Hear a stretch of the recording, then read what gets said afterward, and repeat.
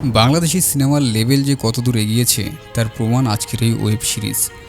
ভালোবাসা, খুন, প্রতিশোধ, মায়া আর সাইকোপ্যাথিক থ্রিল, আর সেই সাথে আফরান নিশোর অতিমানবীয় অভিনয় বাইরের দেশের যে কোনো সিরিজের সাথে তুলনা করলে আঁকা নিঃসন্দেহে আলাদা একটা জায়গা করে নেবে। তো বেশি কথা না বাড়িয়ে চলুন আফরান নিশোর আঁকা ওয়েব সিরিজের এক্সপ্লেনেশন শুরু করা যাক। গল্প শুরু হয় 1999 সালে।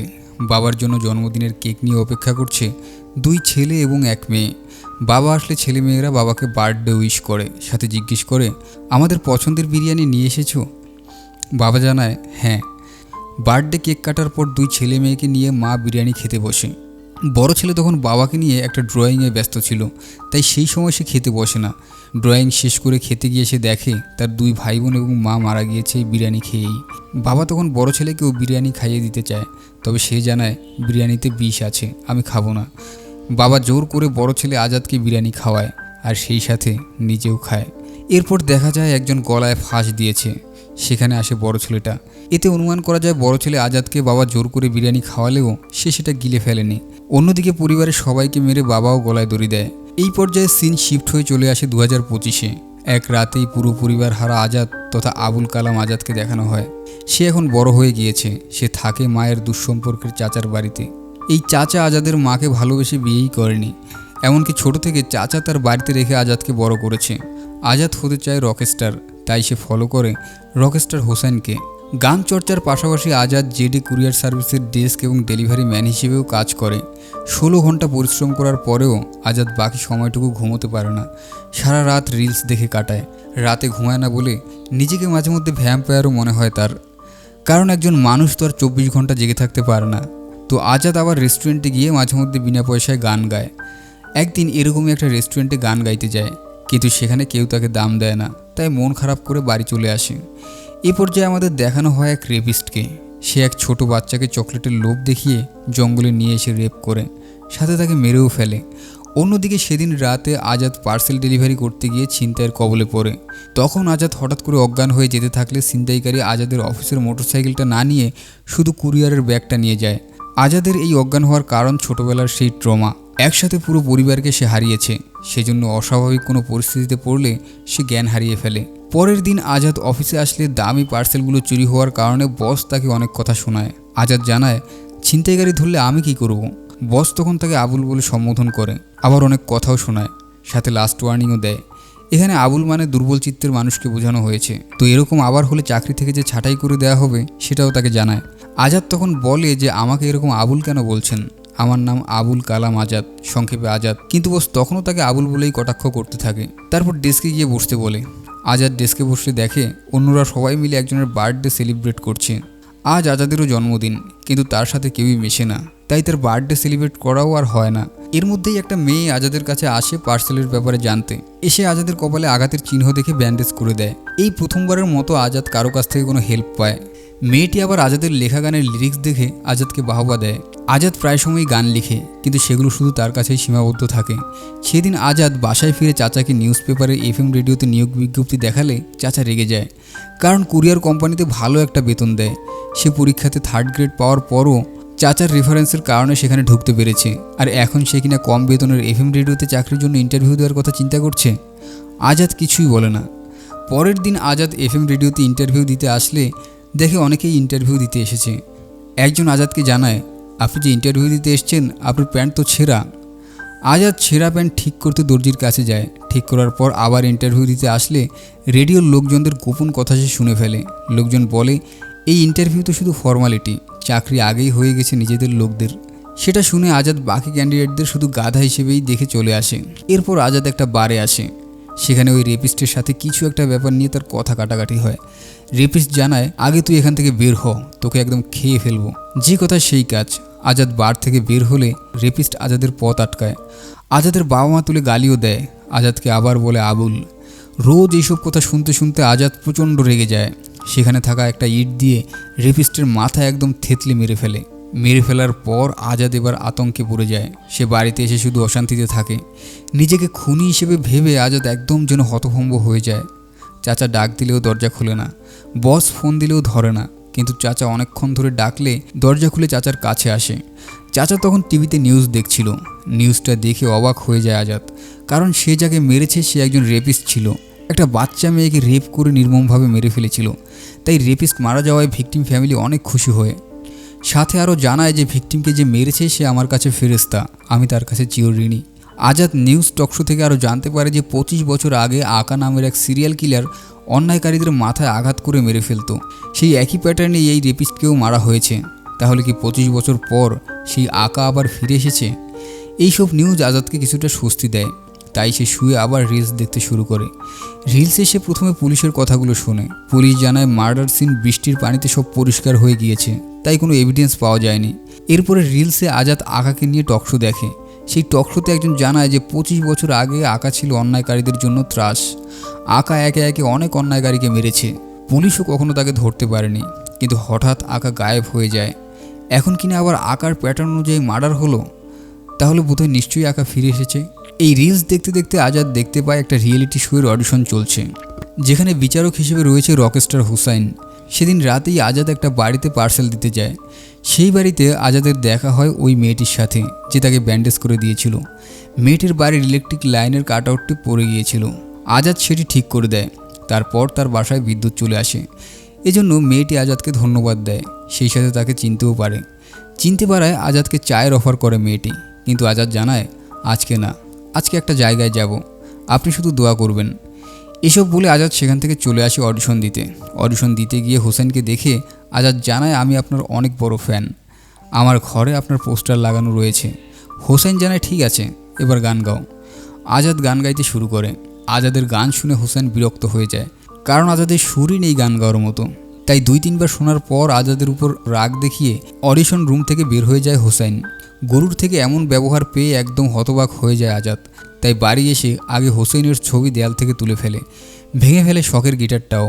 তারপর মাতাল অবস্থায় রাস্তায় পড়ে থাকে। তখন চাচা এসে তাকে তুলে নিয়ে যায়। পরের দিন অফিস শেষ করে আজাদ আসে নিজের চাচার কাছে। এসে জিজ্ঞেস করে বাবা নাকি আপনার কাছে অনেক টাকা পায়, সেগুলো আমাকে দিয়ে দেন। চাচা জানায় তোমার বাবা কোনো টাকাই পায় না।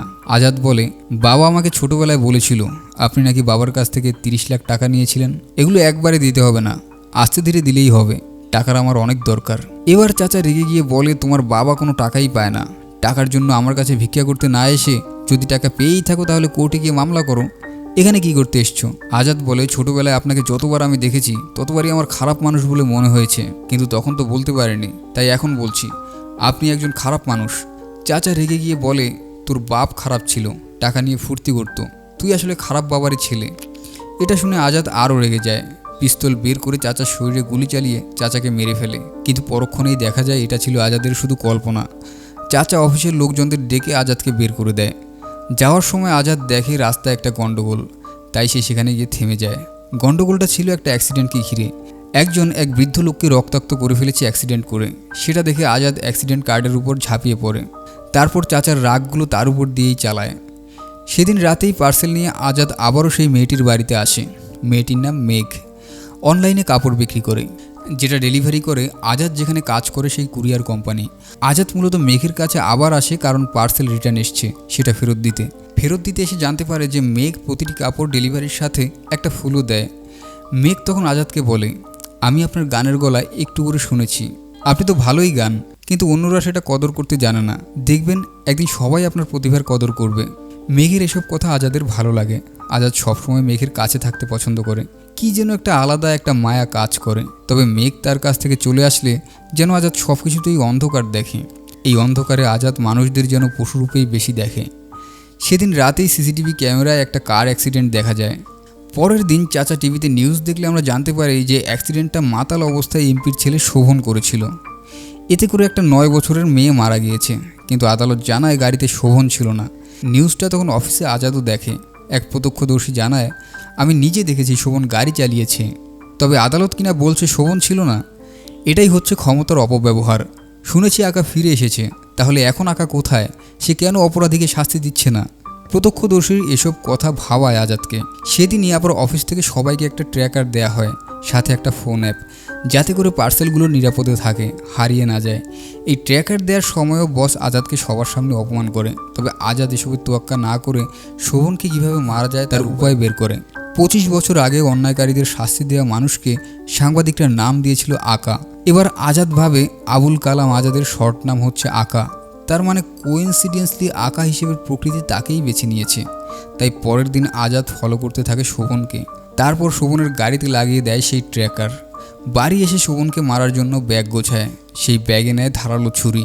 তারপর শোভনের গাড়ি ট্র্যাক করে একটা জায়গায় এসে আগে থেকেই লুকিয়ে থাকে, যেখানে শোভন বন্ধুদের নিয়ে নেশা করছিল। এরপর শোভন যখন গাড়ি থেকে নামে, আজাদ পেছন থেকে ক্লোরোফর্ম দিয়ে শোভনকে অজ্ঞান করে। তারপর শোভনের শরীরে ছুরিকাঘাত করে মেরে ফেলার পর তার বডিতে পাথর দিয়ে থেতলিয়ে আকার মার্ডারের প্যাটার্ন দেয়। শোভনকে মার্ডার করার পর আজাদ সব কিছু গুছিয়ে ঘুমিয়ে পড়ে। কিন্তু সকাল সকাল সিআইডি আসে তার বাড়িতে, তাকে ধরে নিয়ে আসা হয়। আজাদ দেখে চাচাকেও সিআইডি ধরেছে আর মেরে রক্তাক্ত করেছে। সিআইডি অফিসার সোহেল আজাদকে জিজ্ঞেস করে, খুন কেন করলি বল? আজাদ জানায়, আমি কাউকে খুন করিনি। সোহেল ট্র্যাকারটা দেখিয়ে বলে, তাহলে তোর এই ট্র্যাকারটা শোভনের গাড়িতে আসলো কিভাবে? এসব বলার পর সোহেল চাচাকে টর্চার করলে আজাদ বলে, ওনার কোনো দোষ নেই, ওনাকে ছেড়ে দিন। সোহেল জানায়, ওনারও দোষ আছে, কারণ সে তোকে আশ্রয় দিয়েছিল, তার আশ্রয়ে তুই বড় হয়ে সিরিয়াল কিলার হয়েছিস। এসব বলে সোহেল আজাদের সামনে চাচাকে গুলি করে মেরে ফেলে। ঠিক তখনই চাচার ডাকে ঘুম ভাঙে আজাদের। এতক্ষণ তাহলে সব কিছু স্বপ্ন দেখছিল?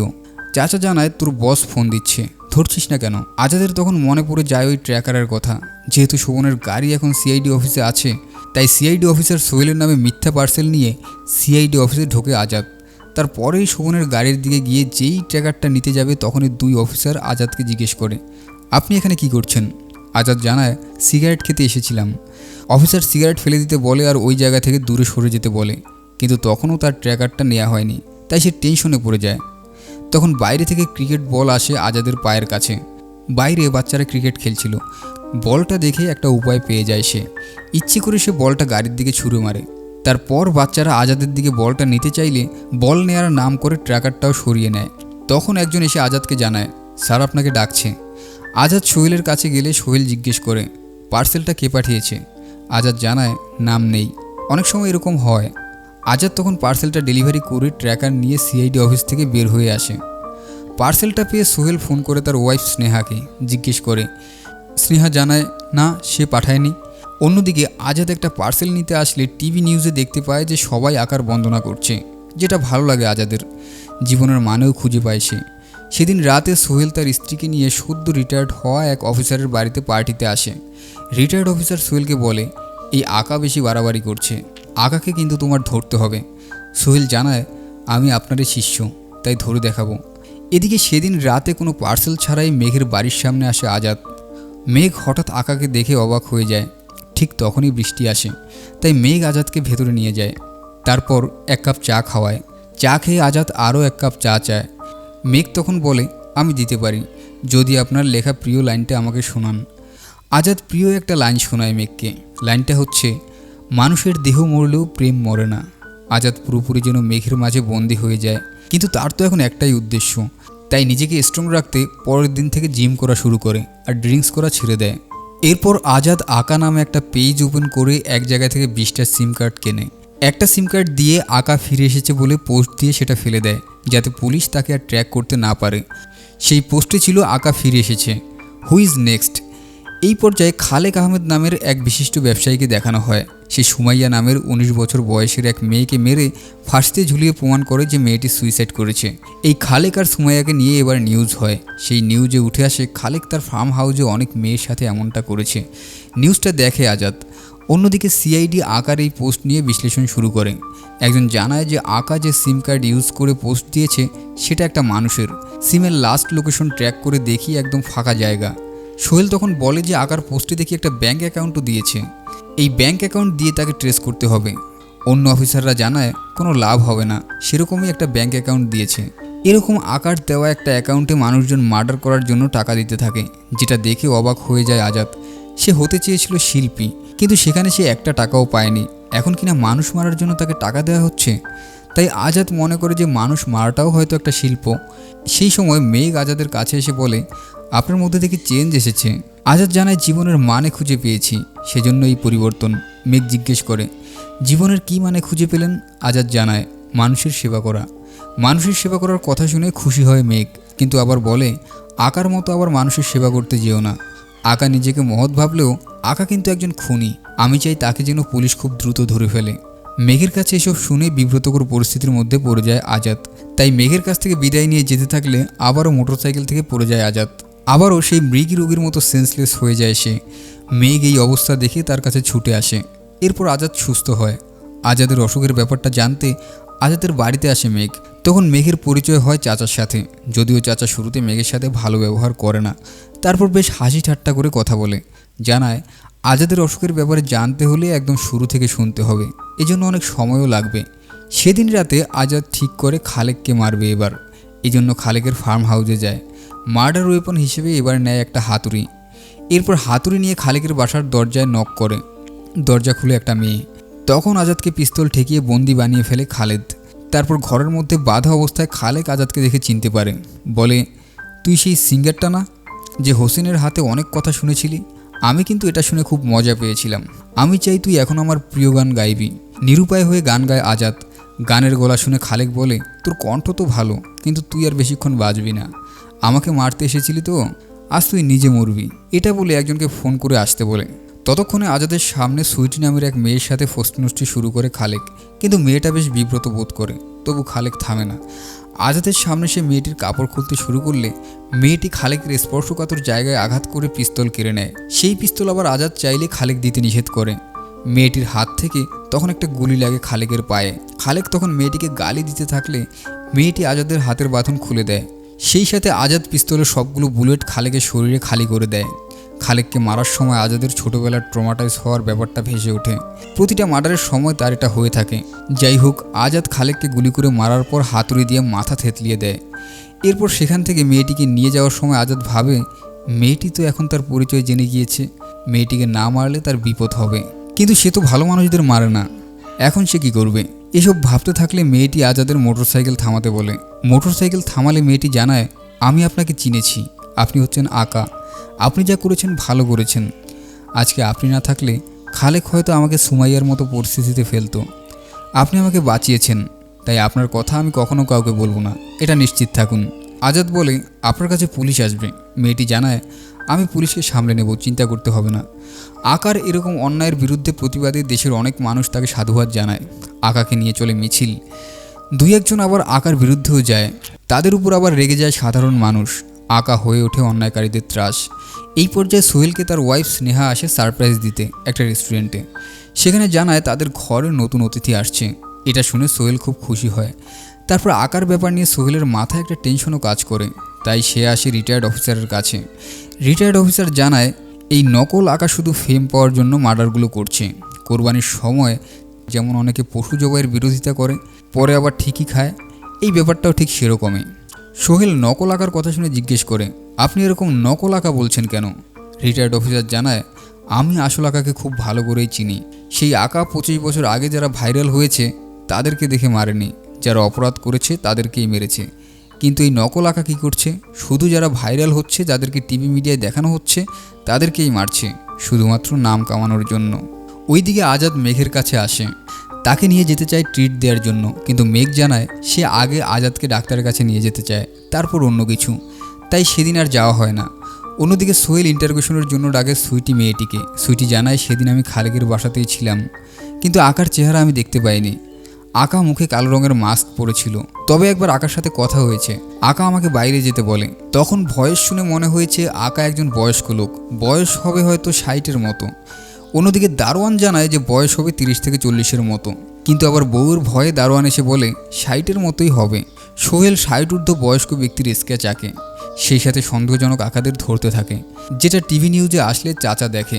নিউজে আকার বয়স যখন 60 বলে তখন আজাদ হাসে। তখন চাচা আজাদকে বলে, তুই যে আমার 10,000 টাকা চুরি করেছিস সেটা দিয়ে দিবি। আজাদ জানায় ঠিক আছে। এই 10,000 টাকা দিয়েই 20টা সিম কিনেছিল আজাদ। সেই সময় টিভিতে আরও একটা নিউজ দেখা যায়, বাজারে বাচ্চাদের ভেজাল ফর্মুলা খেয়ে 6 মাসের শিশু মারা গিয়েছে। যে ফর্মুলা খেয়ে বাচ্চা মারা গিয়েছে সেই ফর্মুলাটা বানিয়েছে স্নেহা জামান। এই স্নেহা জামান হচ্ছে সোহেলের স্ত্রী। সিন শিফট হয়ে এবার দেখানো হয় স্নেহাকে। তার বানানো ফর্মুলা খেয়ে বাচ্চারা মারা যাওয়ায় সে কান্না করছে। তখন সোহেল বলে, এভাবে কান্না করলে আমাদের বাচ্চার উপর ইফেক্ট পড়বে, তাছাড়া তদন্ত তো হচ্ছে, রিপোর্ট আসুক। স্নেহা জানায়, আমি ভেজাল কিছুই ইউজ করিনি। পরের দিন আজাদ চাচাকে টাকা দেয়, সেই সাথে একটা ফোন গিফট করে জানায় একটা মোটরসাইকেলও সে কিনেছে। হঠাৎ আজাদ এত টাকা কোথায় পেল সেটা আবার ভাবায় চাচাকে। তাই চাচা বলে, তুই কি ডাকাতে শুরু করেছিস নাকি? আজাদ জানায়, সোশ্যাল ওয়ার্ক করছি। তারপর আজাদ তার নতুন মোটরসাইকেলে করে চাচাকে ঘোরায়। সেই মোটরসাইকেল নিয়ে আজাদ আসে মেঘের কাছে। মেঘকেও মোটরসাইকেলের পেছনে বসিয়ে ডাক্তারের কাছে আসে। ডাক্তার জানায়, আজাদের অ্যাবসেন্ট ডিজঅর্ডার, ঠিকমতো মেডিটেশন করলে কন্ট্রোল করতে পারবে। মেঘ তখন জিজ্ঞেস করে, বাইক কি চালানো যাবে? ডাক্তার জানায়, একদম না, কিন্তু আজাদ তো বাইক ছাড়া একটুও চলতে পারবে না, বাইক নিয়েই তার কাজ। তাই সে মেঘকে বলে, আমি মোটরসাইকেল চালানো বাদ দিতে পারবো না, তবে মেডিটেশন করব এবং ঠিকমতো মেডিসিনও নেব। এরপর দুজন খেতে বসে। সেখানে আজাদ মেঘকে জিজ্ঞেস করে, আপনার জন্মদিন কবে? মেঘ জানায়, 11ই মে। আজাদ বলে, 11ই মে আসতে 4 দিন বাকি, আমি আপনার জন্য ওই দিন একটা সারপ্রাইজ দেব। মেঘ তখনই সারপ্রাইজটা জানতে চাইলে আজাদ বলে, 11 তারিখেই বলি। পরের দিন মেঘ আসে চাচার কাছে। চাচা তখন মেঘকে বলে, এই যে আজাদ হঠাৎ করে আমাকে ফোন দিল, মোটরসাইকেল কিনলো, কিন্তু সে যেখানে কাজ করে সেখানে তো হঠাৎ এত কিছু পাওয়া সম্ভব না, তাহলে কি আজাদ খারাপ পথে গিয়েছে? মেঘ জানায়, আজাদের মন অনেক ভালো, সে খারাপ কাজ করতেই পারে না। এটা শুনে চাচা জিজ্ঞেস করে, তুমি কি আজাদকে ভালোবাসো? চুপচাপ থাকে মেঘ। সেদিনই নিউজ মিডিয়ায় এসে সোহেল বলে, আকাকে ধরার এভিডেন্স পেয়ে গেছি। এভিডেন্সটা কি সেটা এখনই বলছি না, তবে আকা এবার ধরা পড়বে এটা শিওর। নিউজটা দেখে আজাদ আতঙ্কিত হয়ে যায়। সেই সময় তার সোশ্যাল অ্যাকাউন্টে একজন ভিডিও দেয়, সেই সাথে 2.5 লাখ টাকা দিয়ে একটা কাজও করতে বলে। ভিডিওটা দেখে প্রথমে চমকে ওঠে আজাদ। ভিডিওটা ছিল খালেদের মৃত্যুর আগে হাসপাতালে সে কিছু একটা বলার ট্রাই করছে। ভিডিওটা দেখার পর টেক্সট চেক করে আজাদ, সেখানে জানায়, ভাই ভিডিওটা আমিই করেছি। খালেক মৃত্যুর আগে আকা সম্পর্কে বলে গিয়েছে। সেই আকার স্কেচ করেছে আমার ওয়াইফ, সে আবার পরকীয়ায় লিপ্ত। আকা যে কাজ করে আমি সেটাকে সমর্থন করি। আমি চাই আকা যেন আমার ওয়াইফকে মেরে স্কেচটা বদলে ফেলে। আমার ওয়াইফ এখন স্কাই সিটি হোটেলের অন্যজনের সাথে পরকীয়া করছে, তাকে মারতে পারলে আকাকে আর কেউ জানতে পারবে না। এই টেক্সটটা দেখে নিরুপায় হয়ে হোটেল স্কাই সিটিতে আসে আজাদ। আগন্তুকের ওয়াইফের রুমে নক করলে সোহেল সহ তার টিম পিস্তল তাক করে, কিন্তু বিপরীতে দেখা যায় সুইটিকে। আসলে আজাদ বুঝতে পেরেছিল এটা একটা ফাঁদও হতে পারে, তাই সে সুইটিকে পাঠায়। কিন্তু সিআইডি পুরো হোটেলটা ঘিরে ফেলেছিল, তাই আজাদ এক প্রকার হোটেলে ফেসে যায়। তাই বাথরুমে গিয়ে সিম খুলে সোশ্যাল অ্যাকাউন্টে একটা পোস্ট করে। পোস্ট করলে সাইবার সেল থেকে জানানো হয় আকা এই হোটেলেই আছে। সোহেল তাই তার টিমকে সব জায়গায় খুঁজতে বলে, স্পেশালি বাথরুমে। তাই একজন বাথরুমে এসে নক করে। টেনশনে পড়ে যায় আজাদ। সেই সময় জনগণকে লাঠি সোটা নিয়ে হোটেলের দিকে আসতে দেখা যায়। তখন সব পুলিশ জনগণকে আটকাতে ব্যস্ত হয়ে পড়ে। মূলত আকা তার অ্যাকাউন্ট থেকে পোস্ট দেয় যে পুলিশ স্কাই সিটি হোটেলে তাকে অবরুদ্ধ করে রেখেছে, তাই সবাই যদি আকাকে পছন্দ করে তাহলে যেন আকাকে এই বিপদ থেকে উদ্ধার করে। যথারীতি জনগণ চলে আসে। সোহেল সব পুলিশকে একত্রিত করে জনগণকে আটকানোর চেষ্টা করে। সেই সুযোগে আজাদ হোটেল থেকে বের হয়ে যায়। সিন শিফট করে দেখানো হয় মেঘেদের বাড়ি। টিভিতে আকাকে জনগণ রক্ষা করেছে দেখে আকার উপরেই রেগে যায় মেঘ। অন্যদিকে আকার পক্ষ নিয়ে কথা বলে মেঘের মা। সেই সময় আজাদের কথা চলে আসে। আজাদকে মেঘের মা একদমই পছন্দ করে না। অন্যদিকে মেঘ জানায় সে আজাদকে পছন্দ করে। সেই সময় আজাদ আসে মেঘের বাড়িতে। মা মেয়ের সব কথাই সে শুনে ফেলে। তারপর আজাদ মেঘকে জানায় সোশ্যাল ওয়ার্ক থেকে তার ভালো টাকা আসছে, তাই এই কুরিয়ারের কাজটা আমি বাদ দিয়ে দেব। এটা শুনে মেঘ বলে যে আমাদের আর দেখা হচ্ছে না, আপনি তো আর আমার পার্সেল নিতে বা দিতে আসবেন না। আজাদ জানায় চাকরি ছেড়ে দিলেও আমি এই কাজটা করতে পারবো। মেঘ তখন জিজ্ঞেস করে, আপনি কেন আমার পার্সোনাল কুরিয়ারম্যান হতে চান? আজাদ জানায় এটার জবাব আমি 11 তারিখে দেব, আর মাত্র 3 দিন। এরপর আজাদ চলে যেতে থাকলে মেঘ সেদিনের কাপড়গুলো দেওয়ার সাথে আজাদের জন্য একটা এক্সট্রা ফুল দেয়। ফুল নিয়ে আসার পর আজাদ মেঘ এবং তার মায়ের কথাগুলো ভাবতে থাকে। মেয়ে আকাকে পছন্দ করে, কিন্তু মা আবার আজাদকে পছন্দ করে না, কিন্তু মেয়ে করে। সব মিলিয়ে আজাদের মাথায় তালগোল পাকিয়ে যায়। তার কাছে এখন আকাই সব, তাই পুড়িয়ে ফেলে মেঘের দেয়া ফুলটা। এবার সোহেল তার স্ত্রীকে বেশ টেনশনরত অবস্থায় দেখে। স্নেহা ও সোহেলের কাছ থেকে কিছু একটা গোপন করার চেষ্টা করে। এরপর সোহেল আসে রিটায়ার্ড অফিসারের কাছে। তিনি জানায় আজকেও 3টা বাচ্চা মারা গিয়েছে, তার উপর স্নেহাকে ধরার একটা ওয়ারেন্টও এসেছে, আমি শুধু আটকে রেখেছি। অন্যদিকে সুইটি দেখা করতে আসে আজাদের সাথে। আজাদ জানায় খালেকের ওই ভিডিও ছিল এআই, খালেক স্পটেই মারা গিয়েছিল, কিন্তু সোহেল ফাঁদে ফেলানোর জন্য এমনটা করে। কিন্তু তুমি ছাড়া পেলে কিভাবে? সুইটি জানায় আমি আপনার কথা অনুযায়ী হোটেলে যাই, এমনকি সেখানে একটা রুমও বুক করি। পুলিশ সব সততা পেলে ছেড়ে দেয়।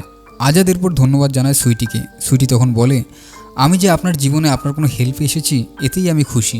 সেদিনই আজাদ ক্যামেরাওয়ালা একটা হেলমেট নিয়ে আসে আর তার চাচাকে জানায়, এখন থেকে তুমি কি করবে আমি সব ভিডিও করে রাখবো। অন্যদিকে স্নেহা তার অনাগত বাচ্চাকে নিয়ে সোহেলের সামনে আনন্দ প্রকাশ করে। তবে ঠিক সেই সময় ফোনে কারো একটা মেসেজ আসলে তার আনন্দ মলিন হয়ে যায়। ব্যাপারটা আবার সোহেলের কাছে হাইড করে স্নেহা। পরের দিন আজাদ অফিসে এসে বসকে বলে, আমি চাকরিটা আর করছি না। সে কিছুটা রুড বিহেভও করে, তারপর ট্র্যাকার দিয়ে চলে আসে। সেদিনই স্নেহাকে একটা গাড়ি এবং ফোন নিয়ে একটা জায়গায় আসতে দেখা যায়। তারপর ফোনে আননোন কারো টেক্সট অনুযায়ী একটা জায়গায় এসে থামে। একসময় স্নেহার গাড়িতে আজাদ উঠে ক্লোরোফর্ম দিয়ে স্নেহাকে অজ্ঞান করে। এতে বোঝা যায় আজাদের টার্গেট এবার স্নেহা। অন্যদিকে রিটায়ার্ড অফিসার আকার পোস্টের কমেন্টগুলো পড়তে থাকলে সবাই দেখে এবার স্নেহার মৃত্যু চাচ্ছে। ব্যাপারটা জানা মাত্রই সেই রিটায়ার্ড অফিসার সোহেলকে ফোন করে এবং জানিয়ে দেয় যে স্নেহা আকার নেক্সট টার্গেট। সোহেল তখন স্নেহার ফোন দিতে থাকে, কিন্তু স্নেহা ফোন পিক করে না। তাই স্নেহার ফোন ট্র্যাক করে আর একটা লোকেশন পায়, সেদিকেই তারা যেতে থাকে। অন্যদিকে আজাদ স্নেহাকে একটা জায়গায় বেঁধে হেলমেটে থাকা ক্যামেরা অন করে। এবার স্নেহাকে মারার ভিডিও করে সেটা সোশ্যাল মিডিয়ায় ছাড়ে, যেটা সোহেল আকার পেজে গিয়ে দেখে। কান্নায় একদম ভেঙে পড়ে সোহেল, কিন্তু সবার কমেন্ট দেখে অবাক হয়ে যায়। সবাই আকার প্রশংসা করছে, অনেকে লেখে উচিত কাজ হয়েছে। সোহেল ইমোশনাল অবস্থায় স্যারের কাছে এসে বলে, এবার অন্তত পুলিশ আকাকে ধরবে। রিটায়ার্ড অফিসার জানায়, অনেক পুলিশ মনে করছে আকা যা করছে ঠিক করছে, ক্রিমিনালদের নির্মূল করছে। সোহেল এটা শুনে বলে যে আমি একদিন খুনি আকার মুখোশ উন্মোচন করবই। সেদিনই আজাদ মেঘকে নিয়ে একটা জায়গায় আসে। এরপর মেঘকে একটা গিফট দেয়। মেঘ গিফট খুলে দেখে একটা ঘড়ি। আজাদ তখন তার হাতে থাকা একটা ঘড়ি দেখায়। মেঘ সেটা দেখে বলে, এটা তো কাপল ঘড়ি। আজাদ বলে, আমরা তো কাপলই, প্রথমবার তুমি করে বলে। সাথে ভালোবাসার ব্যাপারটাও জানায় মেঘ। আজাদকে আলিঙ্গন করে সম্মতি জানায়। সেদিন রাতেই মেঘ রাস্তায় বের হলে এক ছিনতাইকারী মেঘের ব্যাগ ধরে টেনে নিয়ে যায়। এতে মেঘ কিছুটা আহত হয়। ঘটনাটা আজাদ জানতে পেরে সিসিটিভি ফুটেজ বের করে সেই ছিনতাইকারীকে শনাক্ত করে। পরের দিন সোহেলের কাছে এক ফোন কল আসে আর সেখানে দেখা যায় মোহাম্মদপুরে এক ছিনতাইকারীর মার্ডার হয়েছে। মার্ডারের প্যাটার্ন আকার মতোই। ধারণা করা হচ্ছে আকাই মার্ডারটা করেছে। এবার মার্ডার লোকেশনে একটা ঘড়ি পাওয়া গিয়েছে। সোহেল এবার ঘড়িটা নিয়ে আসতে বলে। এদিকে আজাদ আকার পেজে এসে পোস্ট করে। সে লেখে, এই শহরে অসংখ্য মহিলার ব্যাগ ছিনতাইয়ের সময় তারা মারা গিয়েছে, তাই সেসব ছিনতাইকারীকে আকা ছাড়বে না। সেই সময় আজাদ দেখে তার হাতের ঘড়িটা নেই। তার মনে পড়ে যায় ঘড়ি সে ভুল করে মার্ডার সিনেই রেখে এসছে। এতে টেনশনে অজ্ঞান হয়ে যায় আকা। লোকজন জড়ো হয়। সেখানে দেখা যায় আকার এক্স বসকেও। বসই আজাদকে নিয়ে আসে হাসপাতালে। এই জন্য চাচা তার বসকে ধন্যবাদ জানায়। বস তখন আজাদের ফোনটা চাচার হাতে তুলে দেয়। অন্যদিকে সোহেলের কাছে ঘড়িটা আসলে সোহেল দেখে এটা একটা চায়না ঘড়ি। এটা সেরকম কোনো এভিডেন্স নয়। সেই সময় অন্য অফিসারের কাছে সাইবার সেল থেকে ফোন আসে। জানানো হয় আকার ফোন ৪৫ মিনিট ধরে অ্যাক্টিভ। লাস্ট লোকেশন দেখাচ্ছে মিডফোর্ড হসপিটালে। এটা সোহেল জানতে পারার পর বাইরে বলতে নিষেধ করে। এরপর তারা বেরিয়ে পড়ে মিডফোর্ড হাসপাতালের উদ্দেশ্যে। অন্যদিকে চাচা ফোন দেয় মেঘকে, জানায় আজাদ আবারও অ্যাবসেন্ট ডিসঅর্ডারে আক্রান্ত হয়েছে। এখন তাকে শুধু ঘুমের ওষুধ দেওয়া হয়েছে, কিন্তু মেডিসিন লাগবে। তুমি যে ডাক্তার দেখিয়েছিলে সেটার প্রেসক্রিপশনটা কোথায়? মেঘ জানায় আজাদের ফোনে একটা স্ক্যান কপি আছে। চাচা বলে, আজাদের ফোন তো লক করা, খুলবো কিভাবে? মেঘ জানায় আজাদের আঙ্গুলের সেন্সর দিবেন, তাহলেই খুলে যাবে। চাচা মেঘের কথা অনুযায়ী আজাদের আঙ্গুলের সেন্সর দিয়ে ফোন খুলে ফেলে। তারপর যা দেখে সেটা দেখার জন্য চাচা মোটেই প্রস্তুত ছিল না। চাচা আজাদের ফোনে আকার করা পোস্টগুলো দেখতে পায়, সেই সাথে সেই ভিডিওটা, যেটা দেখে বুঝতে পারে আজাদই আকা। সেই সময় আজাদের ফোনে আননোন নাম্বার থেকে কল আসে। চাচা কিছু না বুঝে ধরলে সোহেল শিওর হয় চাচাই আসলে আকা। আবার বৃদ্ধর দিক থেকেও মিলে যায়। চাচা পুলিশকে দেখে আজাদের ফোনটা ভেঙে ফেলে, যাতে আজাদ ফেঁসে না যায়। তারপর বলে ওঠে, অন্যায়কারীরা কেউ আমার হাত থেকে রেহাই পাবে না। সোহেল চাচাকে ধরে থানায় না নিয়ে আসে নিজের বাড়িতে। ব্যাপারটা আবার কাউকে বলতে নিষেধও করে। চাচা তখন বলে, আমাকে থানায় না নিয়ে গিয়ে এখানে কেন নিয়ে এসছেন? আমাকে থানায় নিয়ে চলুন, কোর্ট ফয়সালা করবে আমার কি হবে। কিন্তু সোহেল তার বউ হত্যার আক্রোশ দেখায় চাচার উপর, শুরু করে টর্চার। অন্যদিকে মেঘ চলে আসে হাসপাতালে। এসে চাচাকে দেখতে না পেয়ে ফোন দেয় চাচার ফোনে। দেখে সে ফোনই নিয়ে যায়নি। সেই সময় মেঘের ফোনে মা ফোন করে জিজ্ঞেস করে সে কোথায় আছে। মেঘ জানায় সে হাসপাতালে আছে, আজাদ অসুস্থ আর সে এখানেই থাকবে। মায়ের কথা শোনার পর সোশ্যাল মিডিয়ায় ঢুকলে নিউজে এসে সে ঘড়িটা দেখতে পায়। জানানো হয় মোহাম্মদপুরে নিহত ছিনতাইকারীর লাশের পাশে এই ঘড়িটা ছিল। ঘড়িটা দেখে মেঘ চিনতে পারে আর বুঝেও যায় যে আজাদ আসলে আকা। সেই সময় আজাদেরও জ্ঞান ফেরে। অন্যদিকে সোহেল প্রচণ্ড টর্চার করতে থাকে চাচাকে। একসময় সোহেলের বাড়িতে আসে রিটায়ার্ড অফিসার। সোহেল চাচাকে মারা বাদ দিয়ে তার স্যারকে দরজা খুলে একটু বসতে বলে। এরপর আবারও গিয়ে চাচাকে টর্চার করে। রিটায়ার্ড অফিসার তখন ফ্লোরে রক্তের দাগ দেখতে পায়। সে রক্তের উপর দিয়ে এগিয়ে যেতে থাকলে সোহেল হাজির হয়। অফিসার জিজ্ঞেস করে, এই রক্ত কোথা থেকে আসলো? সোহেল তার হাত দেখিয়ে বলে, কেটে গিয়েছে, আর সেখান থেকেই রক্ত ঝরছে। তারপর রিটায়ার্ড অফিসার চলে গেলে সোহেল আবার চাচাকে টর্চার করতে শুরু করে। চাচা একটু পানি চাইলে সোহেল পানি দেওয়ার বদলে একদম মেরেই ফেলে। তারপর চাচার লাশ নিয়ে আসা হয় হাসপাতালে। চাচার এমন ক্ষতবিক্ষত দেহ দেখে আজাদ একদম হতভম্ব হয়ে পড়ে। অন্যদিকে রিটায়ার্ড অফিসার সোহেলকে বলে, তুমি একজন নিরীহ মানুষকে মেরেছ, এমন বয়স্ক লোক আঁকা হতেই পারে না। সোহেল জানায়, ওই মেয়েটা 60 থেকে 65 বছর বয়সী বলেছিল। তাছাড়া 25 বছর আগের আঁকা আবার ফিরে আসলে এমনই হতো। তারপরও রিটায়ার্ড অফিসার বলে যে তুমি যেটা করেছো ভুল করেছো। ওইদিকে আজাদ ঘরে এসে শুধু চাচার কাপড় চোপড়গুলো দেখতে থাকে। তখন মেঘ বলে, আজকে চাচার এমন মর্মান্তিক মৃত্যু হয়েছে শুধুমাত্র সে আকার চাচা বলে। এই কথা শুনে আজাদ তাকায় মেঘের দিকে। মেঘ তখন আজাদকে নিয়ে আসে সেই জায়গাতে যেখানে আজাদ মেঘকে প্রপোজ করেছিল। এখানে এসে মেঘ বলে, আমি আপনার ব্যাপারে সব কিছু জেনে গিয়েছি।